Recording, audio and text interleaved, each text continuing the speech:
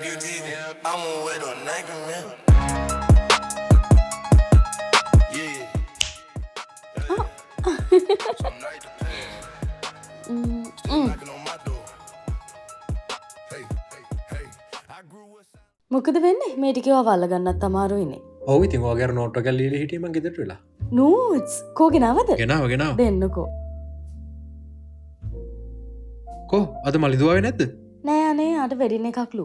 ඈ මට කිව්වේවත් නෑනේ. ඊයේ කෝල් එකක් දීලා කිව්වේ දුර නෑදෑ කෙනෙක්ගේ වෙඩින් එකක් කියලා. එයාත් එක්ක මොනවද ඔච්චර කතා කරන් තියෙන්නේ? දන්නේ නැද්ද ඔයා නම්මනම් දේවල්? Thank you. ඔයා ගොඩක් මහන්සි වෙලා. ඔව් ඉතින් ඔයාටනේ ඔක ලිව්වේ.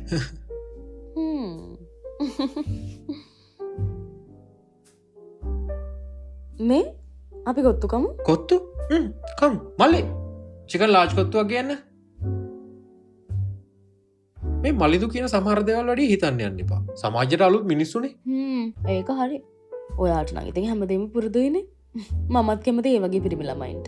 ඔය ඇත්තමද රිතු? මේ ඔයාදන්නතර මලිත් අයව. එයත් එහෙමයි. ජෙනුයින්. අර අලුතෙන් ආපු ඉන්ස්ට්‍රක්ටර්ද? ඔයා කොහමද එයාගෙන දන්නේ? ලෙක්චර්ස් වල ඉතින් හැමදේම එකපාර මතක හිටින්නේ නෑනේ. එතකොට ඉතින් මං ගිහින් එයාගෙන් අහගන්නවා. හරිම හොඳයි අනේ. ඇත්තමයි. එයා හැමදේම කියලා දෙනවා. මේ පොර මොනවට එනවද දන්නේ නැහැ. අය නම් තනියම යන්න එපා. මාත් එන්නම් ඔයත් එක්ක යන්න. අම්මෝ නෑනේ. එයා හරිම හොඳයි. අනික ඉතින් එයා මගෙන් කැමැත්ත අහන්නේ නෑ මං ඇහුවොත් නිසා. ඔයා කොච්චර පර්ෆෙක්ට් කෙල්ලෙක්ද? ඔයා කොච්චර හොඳද? ඔය මලිත් වගේ කෙනෙක්ට ඔයාව ගැලපෙන්නේ නැහැ. එයාට ඔයාව හොඳ වැඩි.